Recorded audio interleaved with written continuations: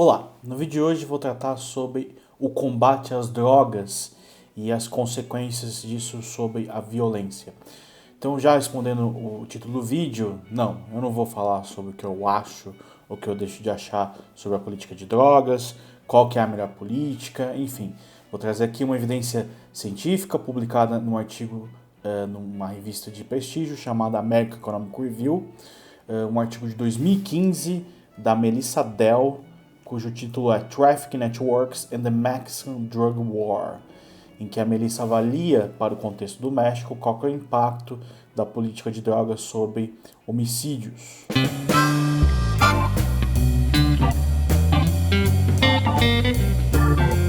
Bem, as drogas movimentam algo em torno de 25 bilhões por ano de dólares no México, segundo a Melissa Dell. E só os governos mexicanos gastam algo em torno de 9 bilhões por ano com combate às drogas, que, segundo a Melissa, é o mesmo que é gasto com as políticas sociais. Então, mostrando que é relevante o mercado de drogas no contexto mexicano. Bem, e a primeira coisa que a gente tem que pensar sobre esse artigo é qual seria a estratégia, o que a gente chama de combate às drogas. E a Melissa vai usar um contexto muito específico, que é a eleição de prefeitos do Partido Conservador Mexicano, o PAN, PAN, o Partido da Ação Nacional, que é um partido cuja plataforma política explicitamente prega o combate às drogas. Então, a Melissa vai testar se em municípios em que eu tenho um prefeito desse partido, o Partido Conservador, eu tenho diferenças em termos de taxa de homicídio comparado a municípios que têm prefeitos de outros partidos. A grande questão é que uma estimação ingênua disso, ou seja, uma simples comparação destes municípios, não permitiria que a gente identificasse exatamente o que a gente quer, que é esse efeito do combate às drogas. Por quê? Porque municípios que elegem prefeitos conservadores podem ser intrinsecamente diferentes de municípios em que prefeitos de outros perfis são eleitos, né? Seja questões econômicas, demográficas, sociais, etc. Então, quando você compara esses dois grupos de municípios, você está comparando um monte de coisa, um monte de diferença ao mesmo tempo, e fica muito difícil saber qual que é o impacto específico do combate às drogas.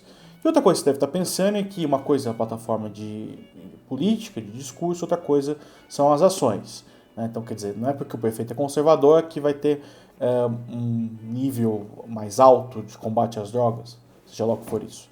Mas a Melissa vai trazer evidências dos mecanismos de transmissão, do que ela acha que está acontecendo, que ela estimou, contou o que acontece, que explicam, corroboram essa ideia de que quando você tem esse prefeito conservador, a política de drogas é diferente. Então, para eliminar essa questão da estimação ingênua, a Melissa usa o que a gente chama de regressão de descontinuidade, que é uma estratégia para um grupo seleto de municípios com uma característica específica, onde existe uma descontinuidade, você consegue estimar o que está pretendendo. Neste caso, ela explora a margem de votos, ou seja, a diferença de votos entre o primeiro, o mais votado para prefeito do município, e o segundo, o mais votado. Quando essa margem é pequena e positiva, significa que um prefeito conservador, do Partido Conservador, foi eleito por uma margem apertada de votos. Quando essa margem é pequena e negativa, significa que o candidato conservador perdeu por uma margem pequena. Então, neste intervalo, muito próximo do zero de margem de votos, a gente tem municípios em que são muito parecidos, que é muita sorte, né? Se eu tivesse alguma diferença intrínseca entre esses municípios nesse intervalo. Então é como se fosse o fato de ter um prefeito conservador não fosse aleatório neste intervalo de margem de votos. Claro que para corroborar a validade desse experimento, a Melissa faz alguns testes. Posso mencionar aqui 3. O primeiro é mostrar as características de outras variáveis nessa descontinuidade. Então, pego variáveis geográficas, econômicas, sociais, políticas, todas pré-tratamento, ou seja, antes da eleição do prefeito, e testo para ver se tem alguma diferença estrutural ali nessa descontinuidade. E não tem. Então a gente pode dizer que as variáveis são balanceadas, né, em torno desse experimento. Outra coisa que a Melissa faz é fazer um teste de Macquarie, que é um teste de diferença de densidade no entorno do cutoff, né, desse cutoff que eu digo do zero, da descontinuidade. O que é o teste de Macquarie? Basicamente você quer saber se não tem nenhuma manipulação do teu experimento, ou seja, se não tem municípios elegendo, se o Partido Conservador não se elege inexoravelmente, indefinidamente nesse cutoff, ou se perde sempre. Quer dizer, se tem algo acontecendo ali de manipulação, uma diferença de concentração de amostra de um lado ou de outro do cutoff. E também não tem. E o terceiro, a Melissa testa o experimento sobre resultados políticos antes da eleição, principalmente na variável que ela está querendo testar, que é a taxa de homicídios. Então ela não encontra nenhuma diferença entre municípios com o prefeito conservador e sem o prefeito conservador antes da eleição, o que é bastante saudável, uma vez que a gente espera que o presente, né, o futuro não impacte o passado, né? Se impactasse, teria uma coisa muito esquisita ou uma diferença histórica entre esses municípios, o que invalidaria o experimento. Bom, muito bem. Então, validado o experimento, a Melissa vai explorar dois tipos de variáveis aqui de interesse. A primeira é a taxa de homicídios, que é onde ela vai encontrar os efeitos, e a segunda é o que ela chama de margem extensiva, que é a probabilidade do município ter tido um caso de homicídio relacionado ao tráfico. E ela testa 3 períodos de tempo. Um que é o antes da eleição, que eu já comentei aqui, que não tem diferença nenhuma.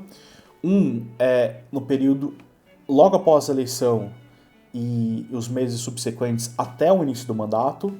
Né? Então, quer dizer, o prefeito ainda não assumiu, mas a cidade já sabe que ele vai ser o prefeito do Partido Conservador. E ela também não encontra efeito. E ela vai encontrar efeito somente após o início do mandato e durante o mandato, que é o que se espera, o que significa que tem alguma coisa a ver com as ações do prefeito e não simplesmente com o clima político da cidade, o fato de você ter um impacto sobre homicídio. E ela só vai encontrar impacto sobre homicídio na taxa de homicídios, que tem um impacto bastante expressivo. Na margem extensiva ela acaba não encontrando. A Melissa testa dois tipos de homicídio. Homicídios em geral, que ela encontra um efeito bastante expressivo, mas mistura aí homicídios relacionados ao tráfico e homicídios de outras circunstâncias, e também para os homicídios relacionados ao tráfico. Então tem um comitê lá no México, que eu não sei explicar os detalhes, que analisa os tipos de homicídios para relacionar quais são correlacionados com tráfico ou não. Nos dois casos, tanto homicídios em geral quanto relacionados ao tráfico, ela encontra o resultado positivo. Quer dizer, quando o prefeito conservador se elege, aumentam os homicídios na região. Vou fazer um parênteses aqui, tá? Não tem juízo de valor aqui da minha parte. Né? Quer dizer, a gente imagina que aumentar o homicídio é ruim, mas eu sei que vai ter gente que vai concordar ou discordar, porque qual que é a natureza do homicídio? E aí vem um mecanismo de transmissão. Segundo a Melissa, o que acontece é que uma vez que o prefeito combate as drogas, enfraquece a organização de tráfico na cidade, outros municípios, né, que têm uma organização rival, eles acabam invadindo o território dessa organização da cidade, enfraquecida, para tentar roubar o território. É nesse processo que ocorre uma guerra entre gangues, entre grupos relacionados ao tráfico, e isso que gera a taxa de homicídios. Agora, quem morre, obviamente tem gente que morre que está relacionada ao tráfico e tem gente que não tem nada a ver com o tráfico que morre. Tá? Segundo a estatística que a Melissa dá, 85% dos homicídios são de pessoas que trabalham ou estão relacionadas com o tráfico. Mas aí tem gente inocente também. Bom, para chegar a essa conclusão, a Melissa dividiu a amostra dela em 4 grupos. O primeiro grupo são os municípios que têm um grupo, né, de organização de tráfico no município e tem um rival nos municípios vizinhos. O segundo grupo tem a organização do tráfico e controla a região, mas não tem rival nos municípios, tem algum aliado.